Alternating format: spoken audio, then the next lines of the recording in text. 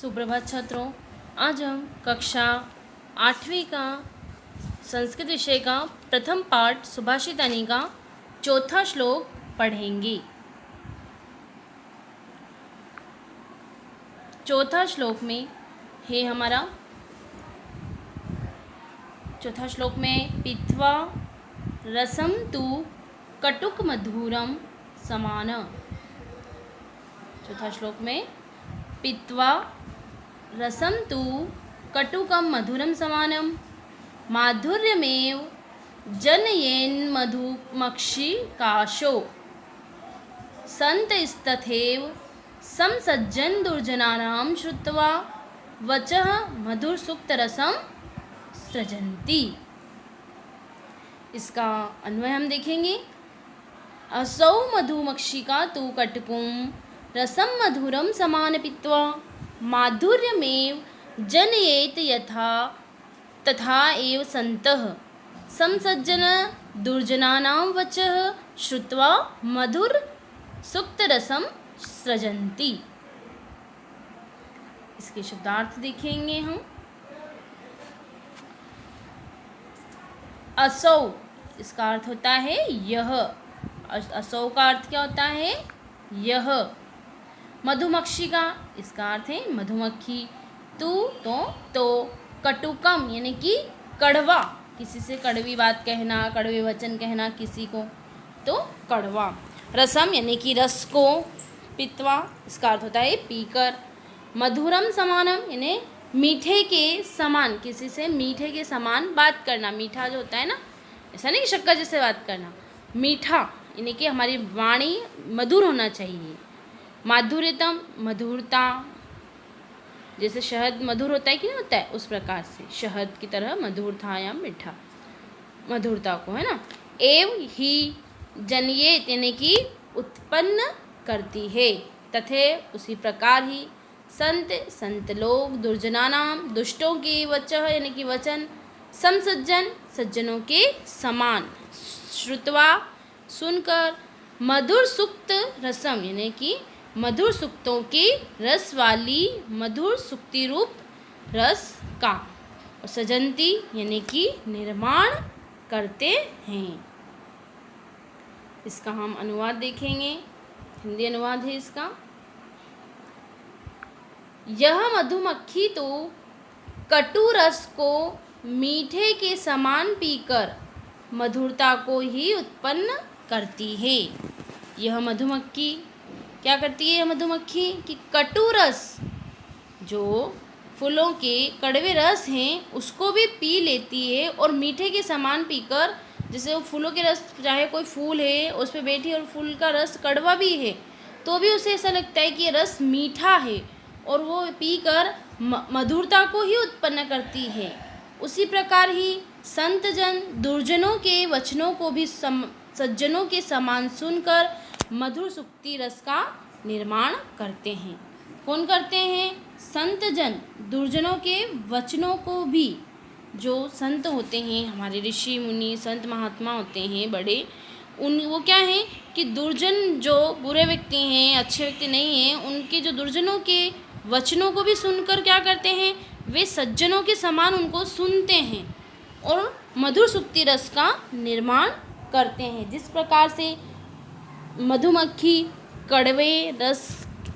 कड़वा फूल का जो रस पीती है और शहद ही उत्पन्न करती है, उस प्रकार से सज्जन व्यक्ति या संतजन जो भी हैं, वे क्या करते हैं? दुर्जनों के वचन को सुनकर भी सज्जनों के समान ही उनसे व्यवहार करते हैं, यानी कि मधुर सुक्ति रस का निर्माण करते हैं।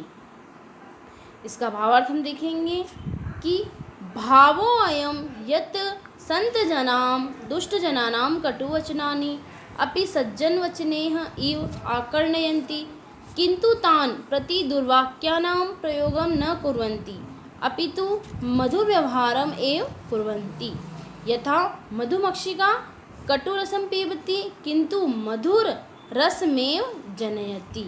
मतलब भाव यह है इसका कि संतजनों जो हैं, संतजन दुर्जनों के कटु वचनों को भी सज्जनों के वचनों के समान सुनते हैं, लेकिन उनके प्रति दुष्टतापूर्ण वचनों का प्रयोग नहीं करते हैं, अपितु मधुरता का व्यवहार ही करते हैं। मैंने आपको बताया ना कि जिस प्रकार सज्जन व्यक्ति दुर्जन व्यक्ति के कोई अच्छा व्यक्ति है और वो बुरा व्यक्ति अगर उसे कोई गाली दे रहा है, कुछ कह भी रहा है, गलत शब्द बोल रहा है, तो भी वे उसके वचनों को सुन भी लेंगे अगर, तो वे उसके साथ वैसा नहीं कि इसने हमें ऐसा बोला था हम भी उसे वैसा ही जवाब दें। हम उसे अपने अंदर जो व्यवहार है, अपने अंदर जो विनम्रता है, उसी आधार पर हम उसे बात कर कर उसे सुलझाने का प्रयास करते हैं, क्योंकि सज्जन व्यक्ति का काम ही यही है।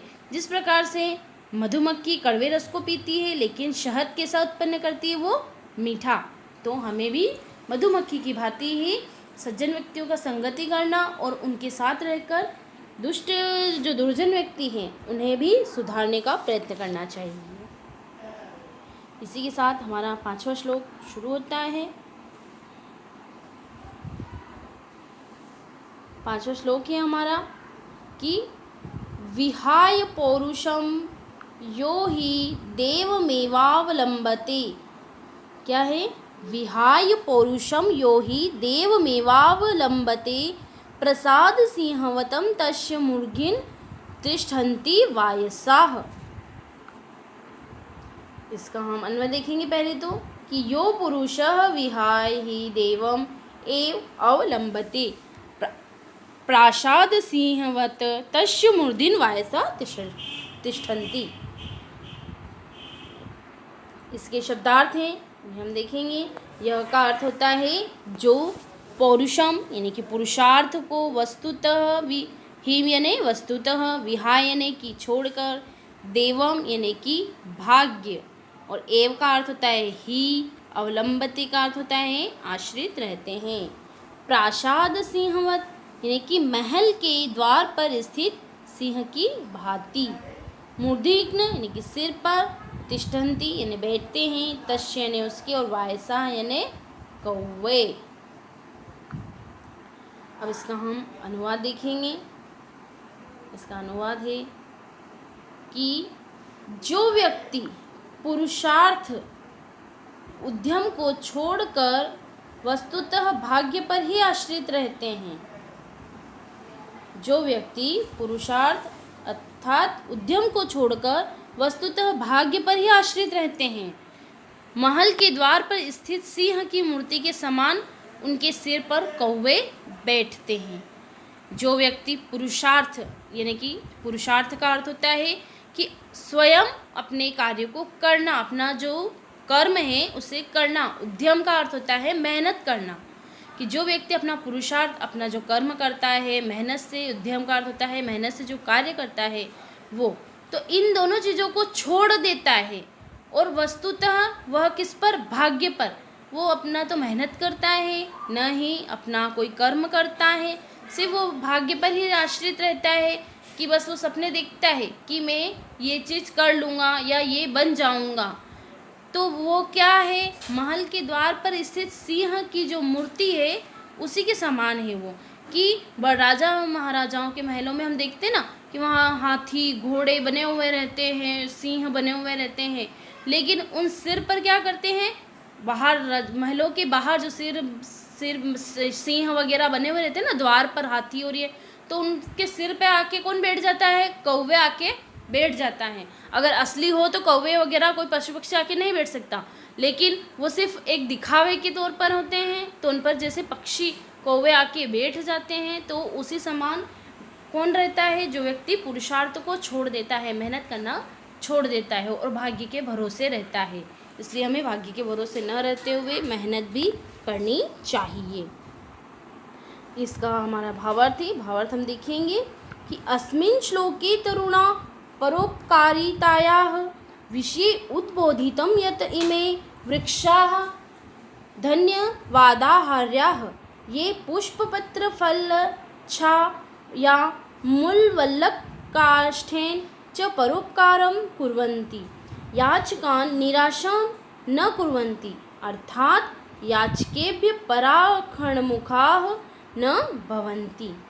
प्रस्तुत पद्य में पुरुषार्थ के महत्व को प्रतिपादित करते हुए इसका कहा गया है कि जो व्यक्ति पुरुषार्थ अथवा कार्य करने के साहस या इच्छा शक्ति को त्याग देता है।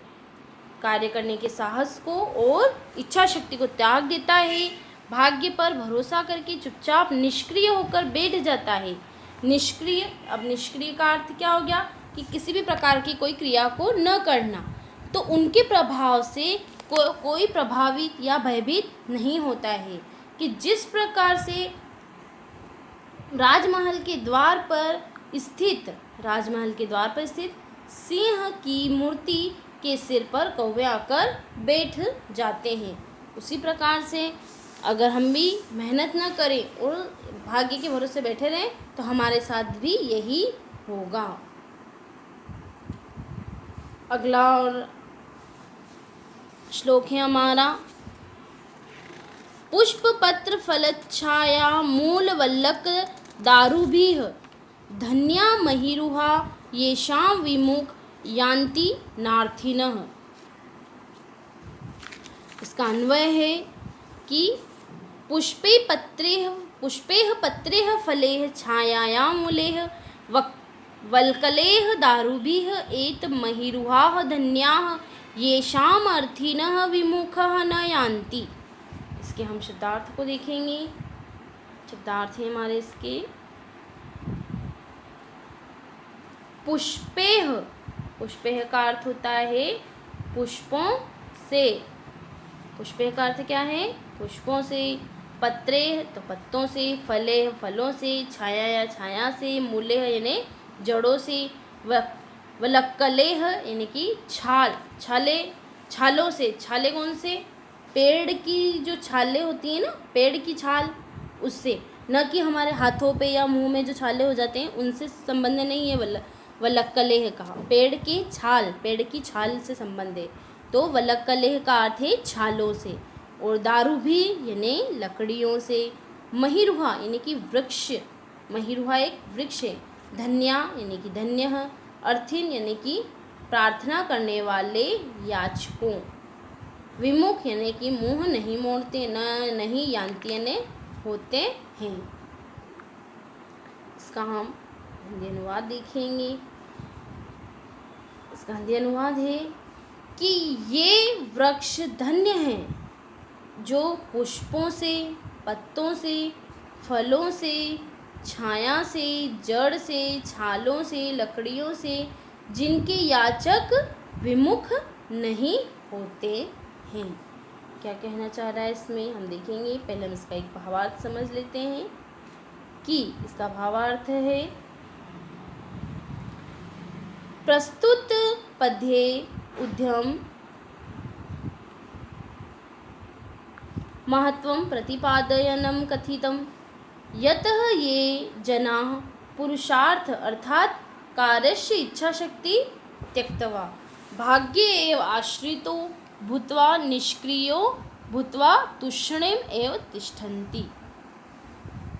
तेषां प्रभावेण कोऽपि प्रभावितो भयभीतो वा न भवति यथा राजभवनस्य द्वारे स्थिते सिंहमूर्ते शिरसि काका तिष्ठन्ति।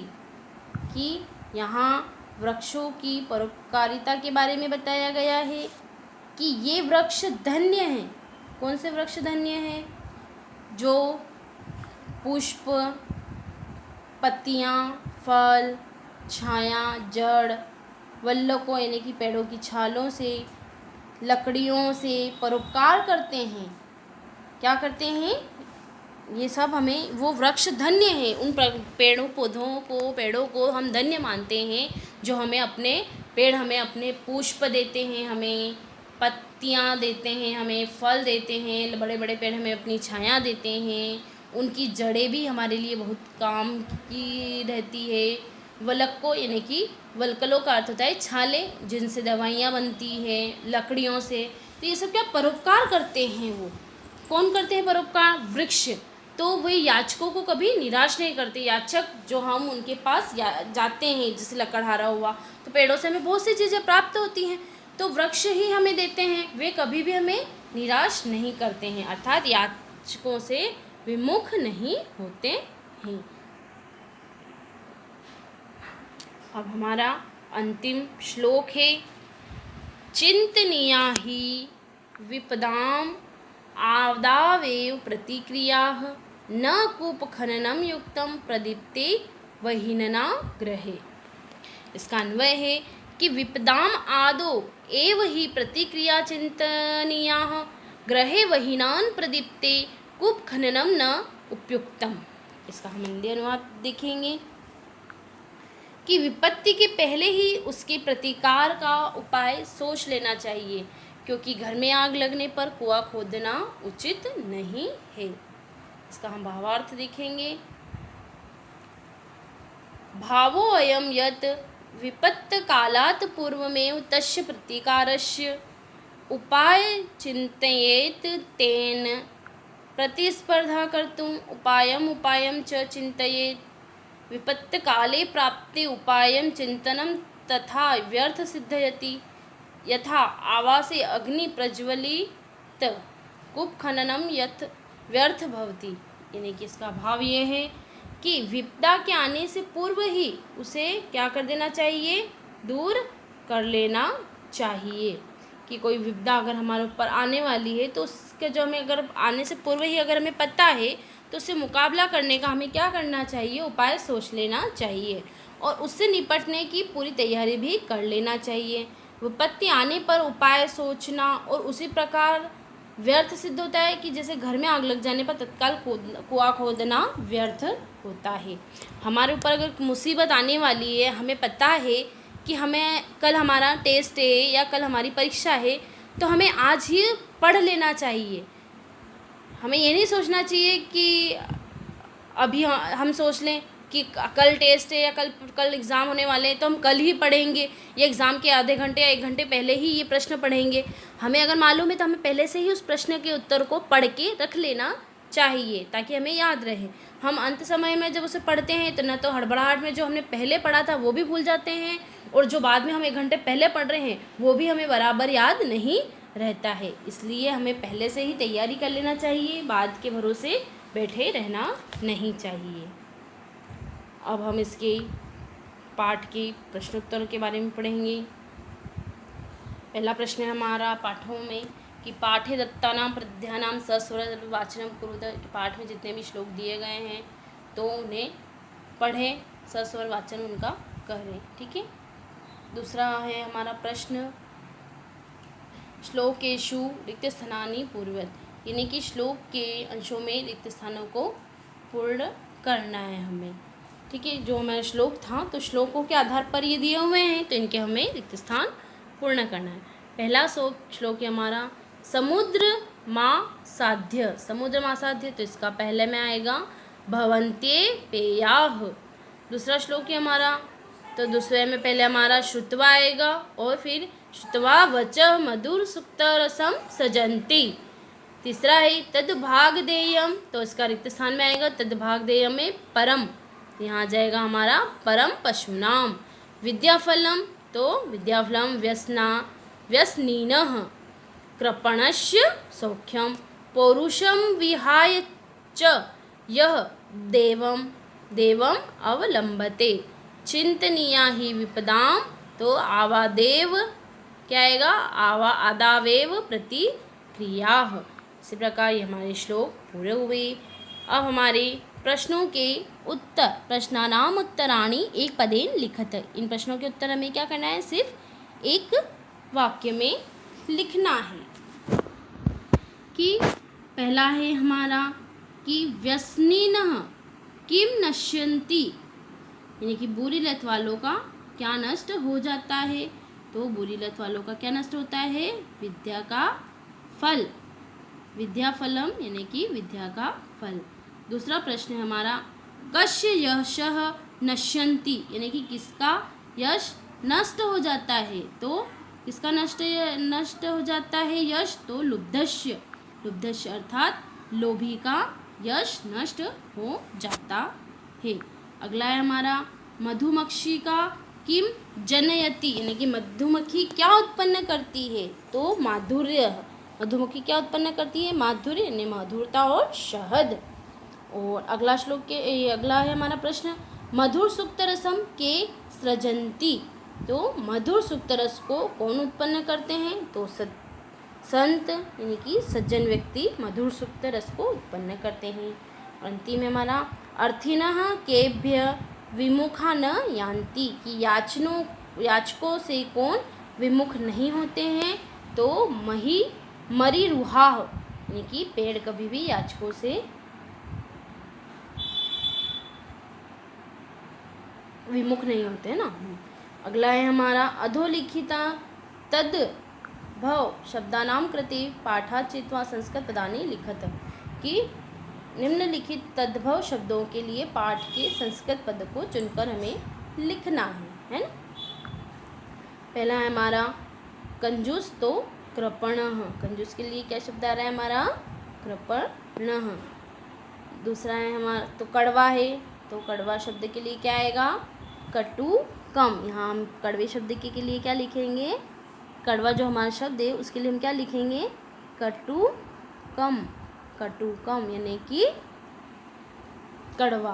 पूंछ, तो पूंछ को हम क्या बोलेंगे पुच्छः, क्या बोलेंगे हम पुच्छः, तो यहाँ आ जाएगा पुच्छः।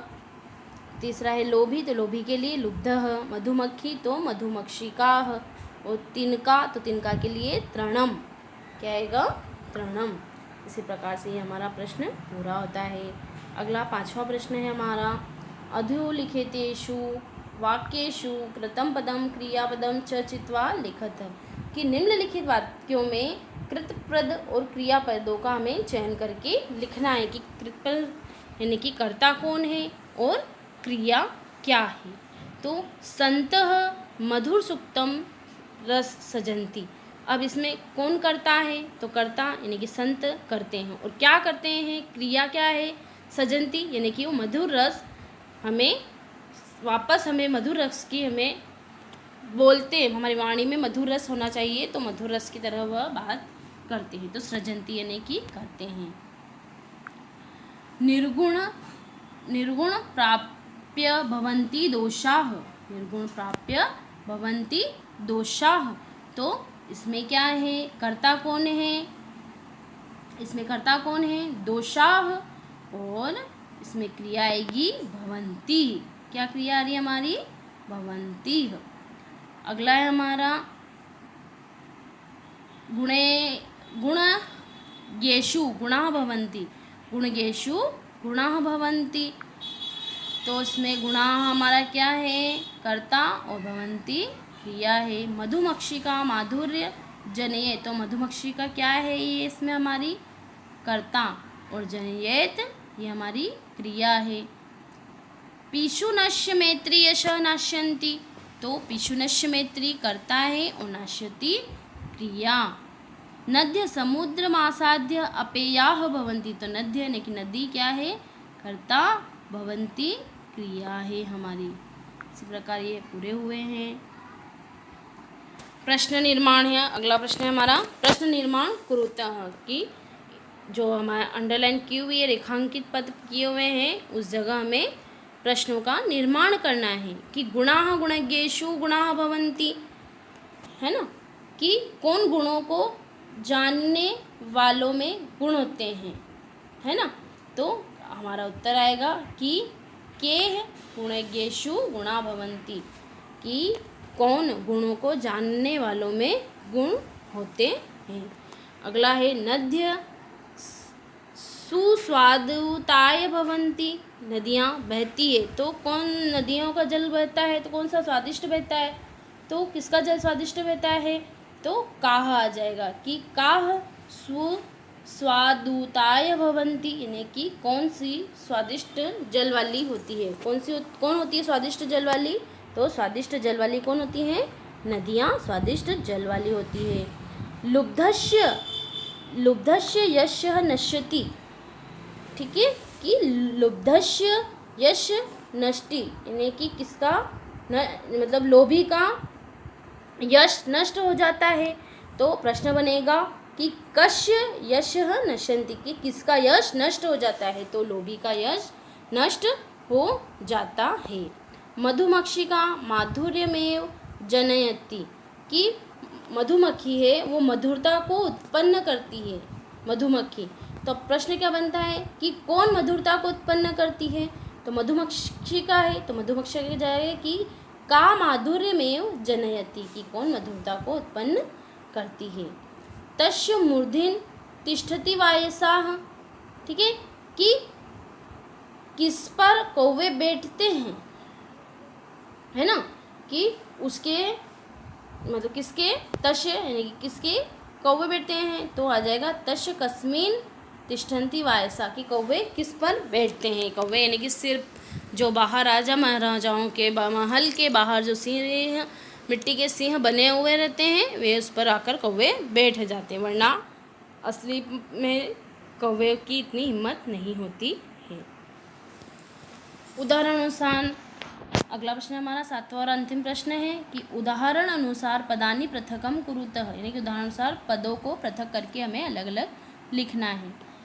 उदाहरण है इसका एक, समुद्रम आसाध्य तो समुद्रम प्लस आसाध्य, माधुर्यमेव तो माधुर्यम प्लस एव, अल्पमेव तो अल्पम प्लस एव, सर्वमेव यानी कि सर्वम प्लस एव, देवमेव देवम प्लस एव, महात्मा मुक्ति तो महात्मा नाम मुक्ति, क्या है हमारा महात्मा नाम मुक्ति, विपदा मादमेव विपदा मादावेव, तो विपदाम आएगा और आदा देव आदा वेव, ये हमारा पृथक हो जाएगा शब्द। इसी के साथ यह हमारा प्रथम पाठ पूरा हुआ। अगला हम द्वितीय पाठ कल पढ़ेंगे। धन्यवाद।